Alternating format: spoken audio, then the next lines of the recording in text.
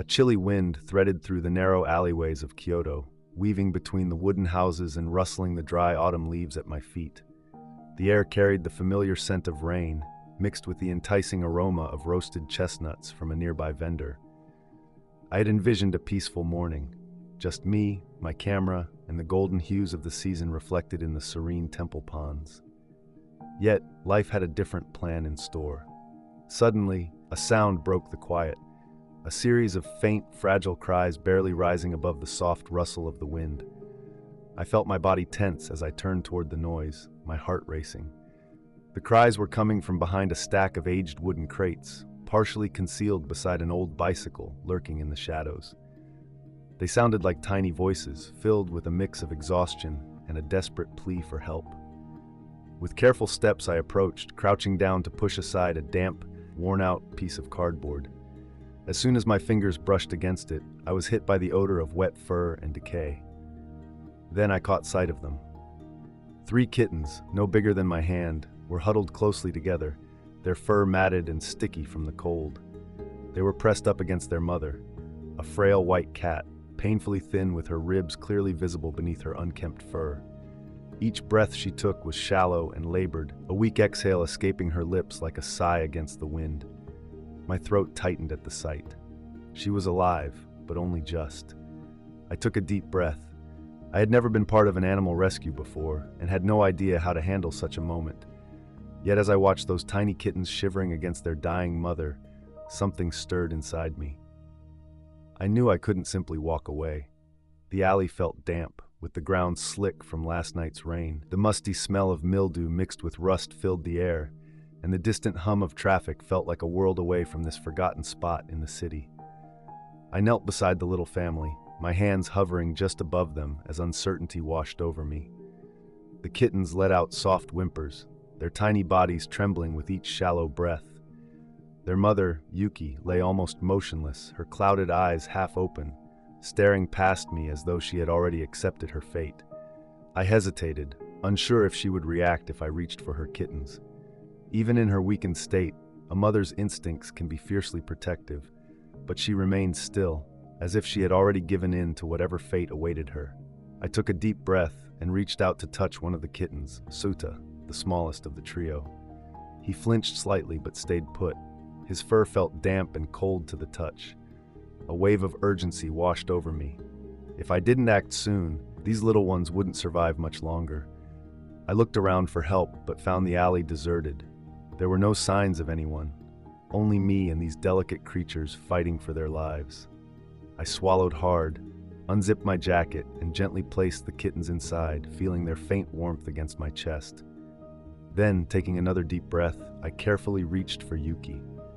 As soon as my hands made contact with her fragile body, she let out a faint, raspy breath. "Hang in there. I've got you," I whispered softly. Cradling Yuki in my arms, I realized just how fragile she was. She felt alarmingly light, almost as if she were made of paper.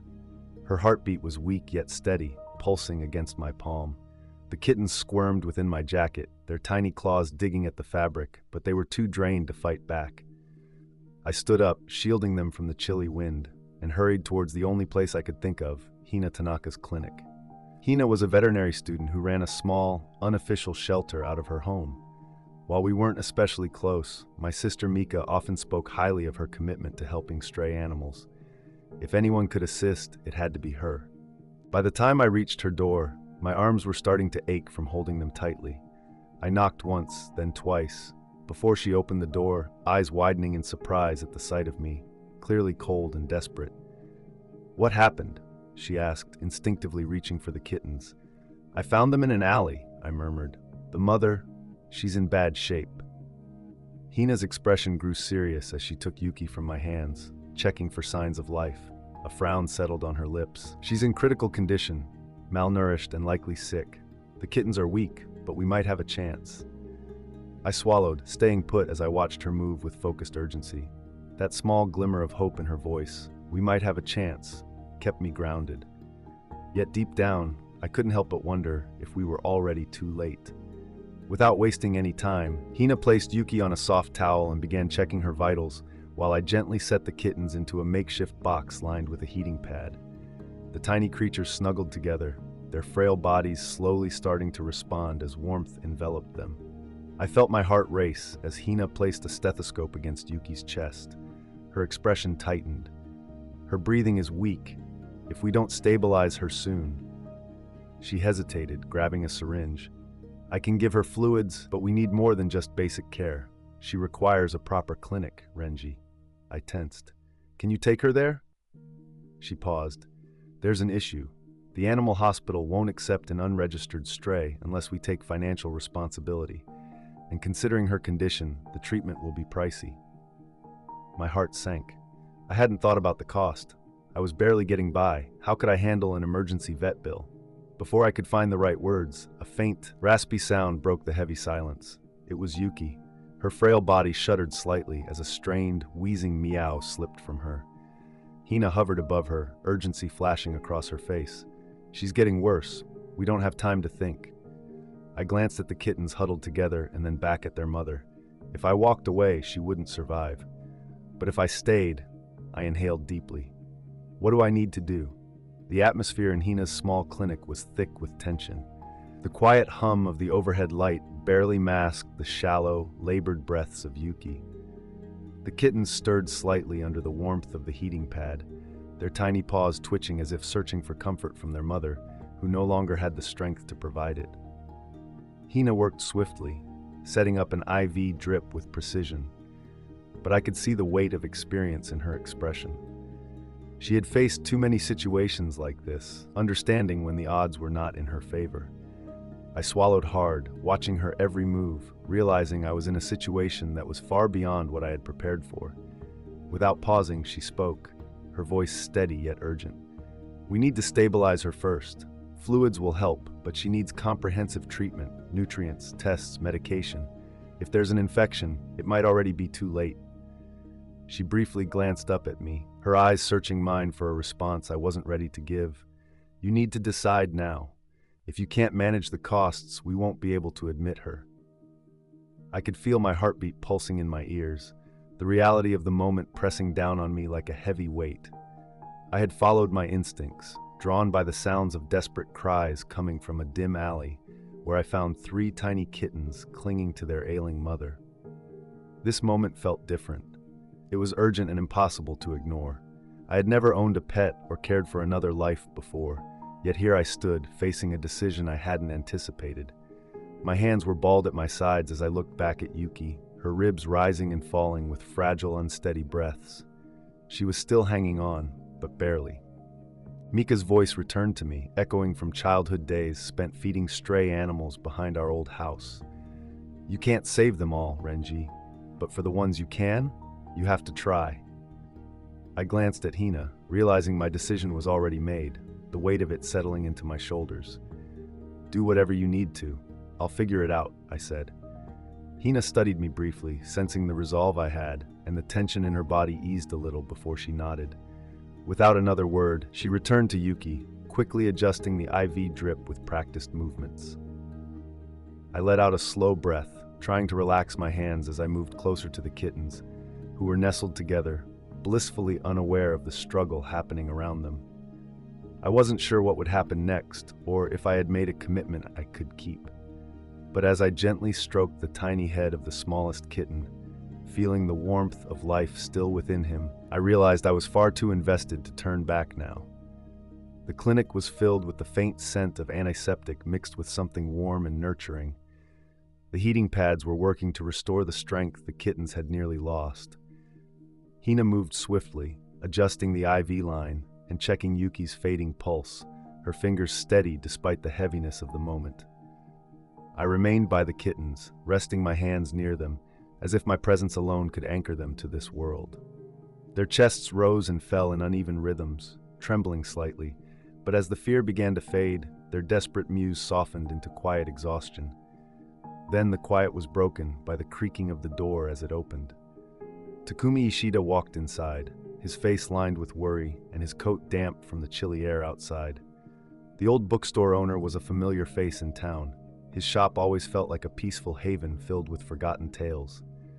But today, I noticed a change in him. His brow was knitted with concern, and his movements were tense as he took in what lay before him. His gaze landed on Yuki, and I could see something shift in his expression, hinting at feelings beyond mere sympathy. "I knew she wouldn't last much longer," he whispered, almost to himself. "She used to hang around the shop, just outside the glow of the streetlights. She never let me close, but she always returned." His voice carried a sense of regret as he glanced at the tiny kittens. "So they're hers." Hina stood up, wiping her hands on her scrubs, tiredness evident in her posture. "She's in really bad shape. If she survives this, it would be nothing short of a miracle. Renji is taking care of her, but we'll need more than luck in the coming days." Takumi took a deep breath, the kind you take when you're trying to decide whether to share something important that has been weighing on you. His gaze met mine, steady and understanding. "There's something you should know about her," he said, pausing briefly before continuing. "She wasn't always a stray." The weight of his words sank in, heavy and unsettling. Yuki had once had a home. Someone must have lost her or let her go. This revelation hinted at a backstory I hadn't considered, one that could change everything for her. The room felt smaller, more suffocating, as Takumi's words echoed between us. Learning that Yuki hadn't always been on her own forced me to reconsider her fragile situation. I looked at her frail body, her ears barely moving as Hina adjusted the IV, and I found myself wondering about her past. Had she once been loved? Had there been someone who whispered her name softly at night, holding her close? Or had she been abandoned like many others, left to struggle alone in a world that rarely gives second chances? Takumi spoke again, his voice soft yet resolute. "If she had an owner, they either didn't care enough to look for her or left her behind on purpose," he said, sighing while rubbing his face. "This town has seen its share of abandoned pets. People move, change their minds, and those left behind don't get a say in the matter." I felt a knot in my throat as I looked at the kittens snuggled together, unaware of their mother's history. "What do we do now?" I asked, though my question felt much larger than this situation, more significant than the 4 lives depending on us. Deep down, I wasn't sure I could bear the burden of someone else's decisions. Takumi's words lingered in my mind, but before I could truly reflect on them, Hina let out a curse under her breath. I turned just in time to see Yuki's frail body convulse, her back arching slightly before she fell limp, as if the last thread holding her to life was beginning to break. The heart monitor blinked erratically. Hina sprang into action, adjusting the IV and pressing her fingers against Yuki's thin chest. My heart raced as the room echoed with the unsteady beeps and the soft gasps from the kittens, their tiny bodies shifting as if they sensed something was wrong. "She's crashing," Hina said more to herself than anyone else. Her hands moved swiftly, maintaining a steady focus despite the tension in the air. "Come on, girl, not yet." I felt utterly helpless. I watched as Hina injected something into the IV line, her expression tense yet calm. Takumi stood nearby, his usual quiet demeanor weighed down with uncertainty. Seconds stretched out, each one feeling impossibly long before Yuki's body shuddered and then lay still. Silence enveloped the room. Then, just like that, there was a breath. It was shallow and weak, but it was there. Hina exhaled, her shoulders relaxing just a bit, but the worry on her face didn't fade. "She's holding on," she murmured, as if speaking directly to Yuki, encouraging her to keep fighting. Then she turned to me, her eyes sharp with intention. "We need to find out where she came from. If she had an owner, there might be more to this story than we realize." Finally, Takumi spoke up, his eyes dark with an emotion I couldn't identify. "There is," he sighed, rubbing the bridge of his nose. "I held off saying anything until I was certain, but I think I know who she belonged to." The atmosphere in the room shifted, a charge of anticipation settling firmly in my chest. Whatever Takumi was about to share, it was clear it would have a significant impact. He paused for a moment, his fingers lightly tracing the sleeve of his coat as if he was considering the gravity of what he was about to say. In the quiet room, the only sounds were the rhythmic beeping of Yuki's heart monitor and the soft, uneven breaths of the kittens huddled beneath a warming pad. Hina knelt beside the fragile mother cat, her eyes fixed on Takumi, clearly eager for him to start speaking, though he seemed uncertain about how to begin. She belonged to a woman named Asami, he finally spoke, his voice barely above a whisper, as if the name carried a heavy past. She lived in this town a few years ago, in a small apartment above the old tailor shop by the station. She was a bit of a recluse, but that cat was always by her side, a lovely white cat just like Yuki here. He nodded toward Yuki, his face revealing little. Then one day, Asami disappeared. No notice, no forwarding address, nothing. People thought she must have moved or gone back to her family, but that cat, she was left behind. A chill ran down my spine at the thought of abandonment, left alone in a city that had forgotten its lost souls. I looked at Yuki, her frail form still and breathing, each shallow breath a testament to her struggle.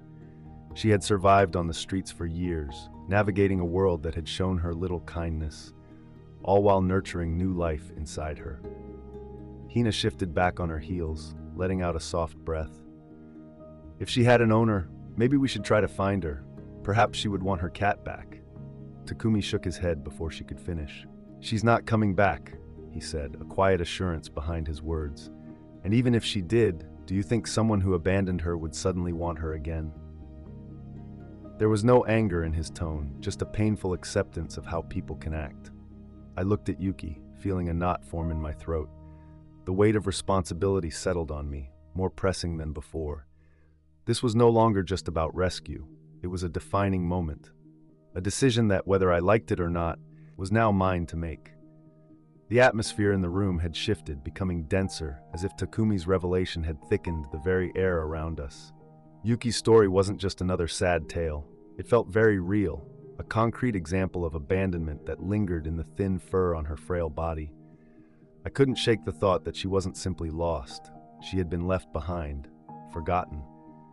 It stirred something deep within me, a sense of discomfort that wouldn't let go. The tiny kittens nearby shifted together, their small bodies huddling for warmth, driven by an instinct to survive. They didn't grasp the heavy reality around them, nor did they understand the decisions that loomed over their heads. All they knew was the warmth they sought, the gentle vibrations of living, and the soft sounds of voices above them. Hina's voice broke through my musings, steady, yet carrying an undertone of defensiveness. "We can't just assume she was abandoned on purpose," she said, casting a glance at Takumi, worry creasing her brow.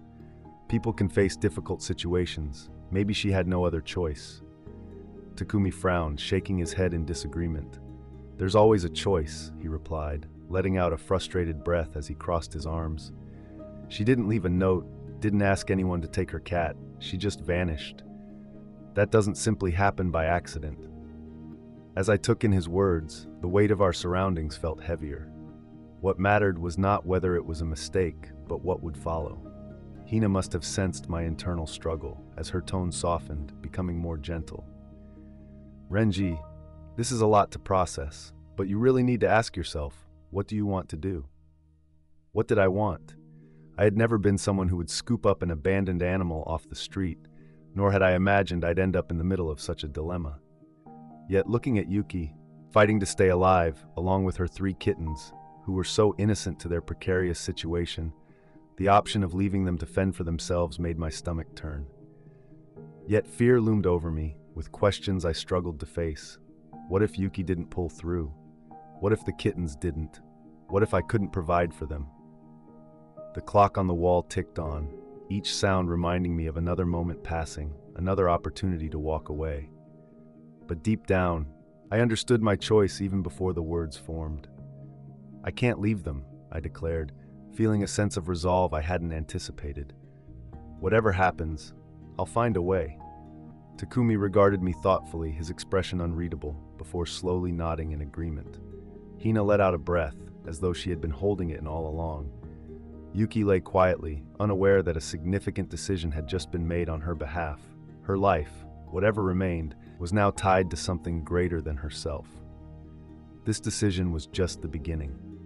The next step was where the reality of it all would unfold. The choice weighed heavily in my heart.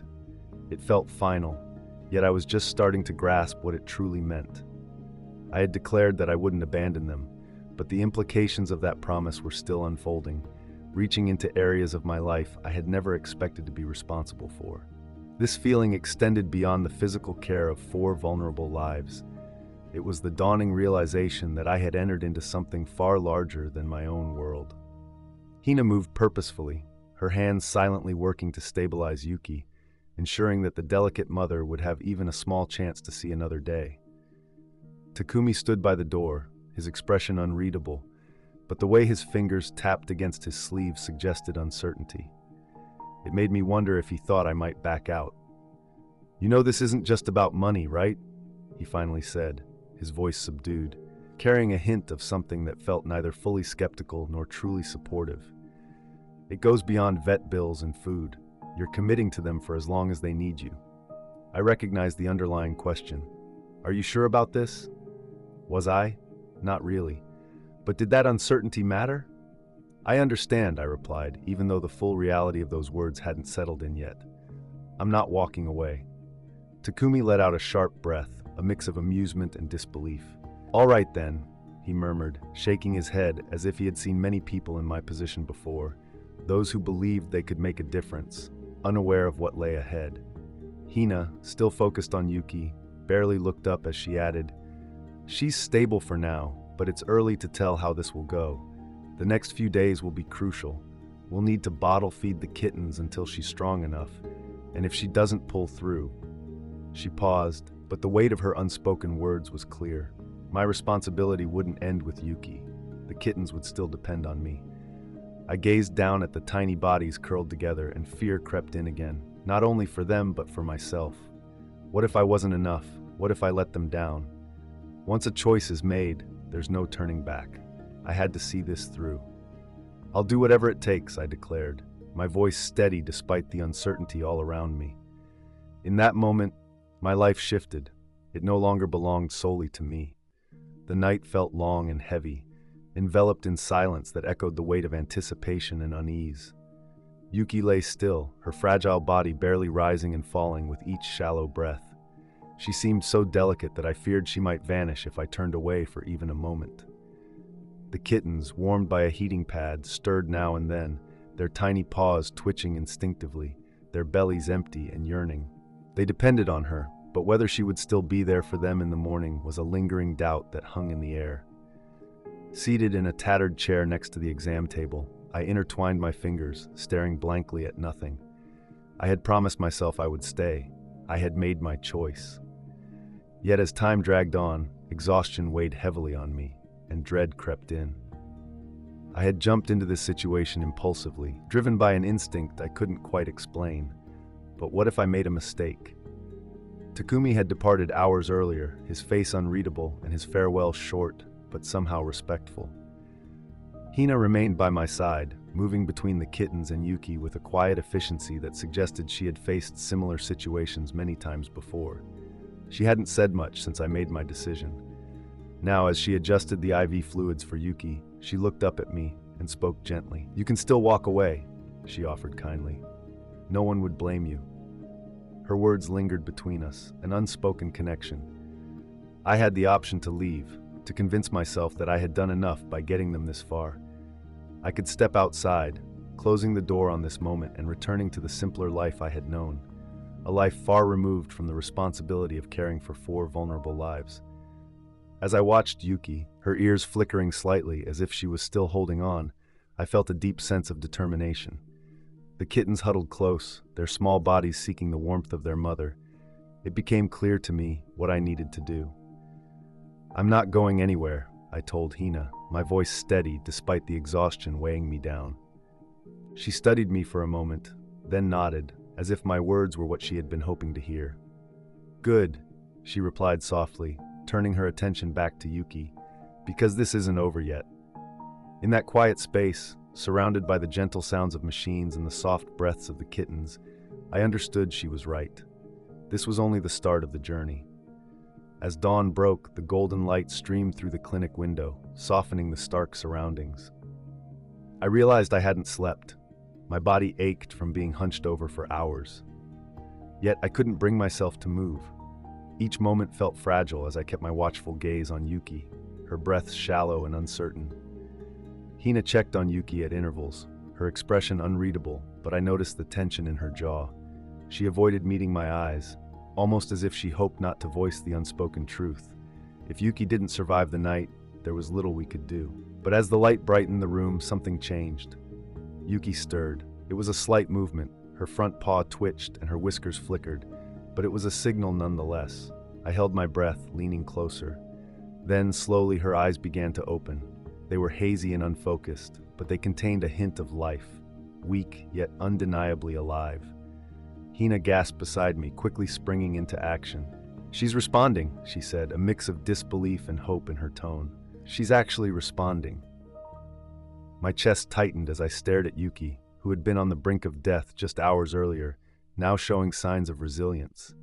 A wave of relief washed over me, catching in my throat and making my shoulders drop in a moment of unexpected release.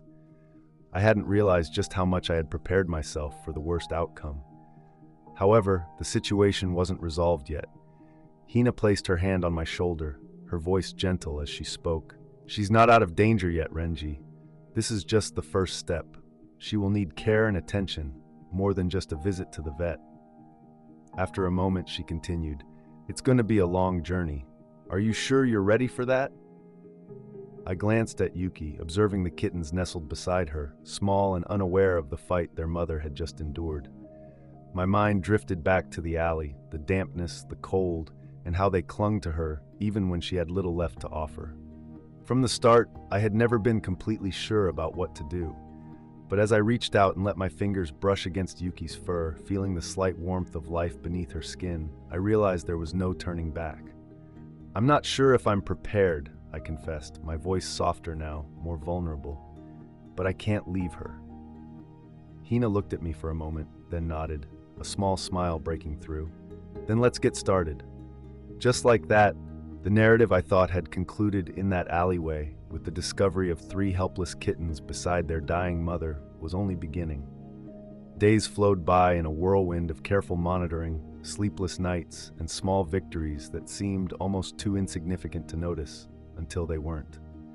Yuki was weak, but she was eating, raising her head more each day, her eyes becoming clearer, her movements shifting from erratic twitches to purposeful actions.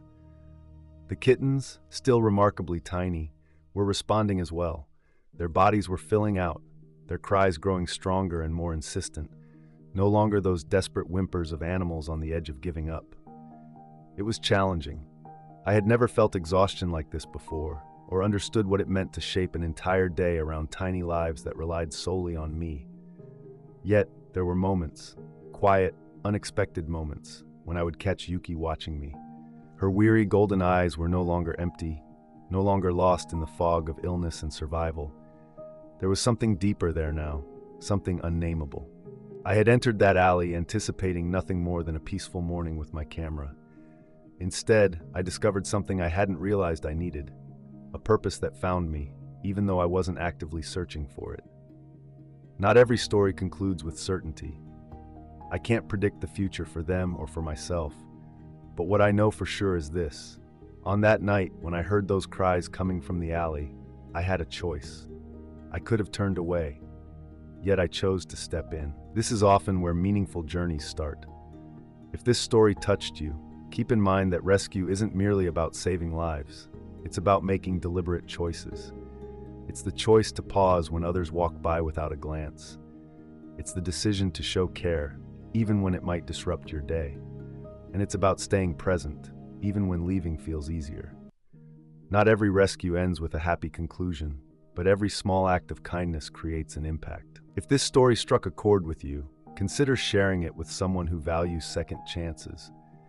And whenever you hear a call for help, whether it's an animal in distress or a person who just needs someone to listen, remember that your next action could make a significant difference. Sometimes, all it takes is one moment of kindness to change a life.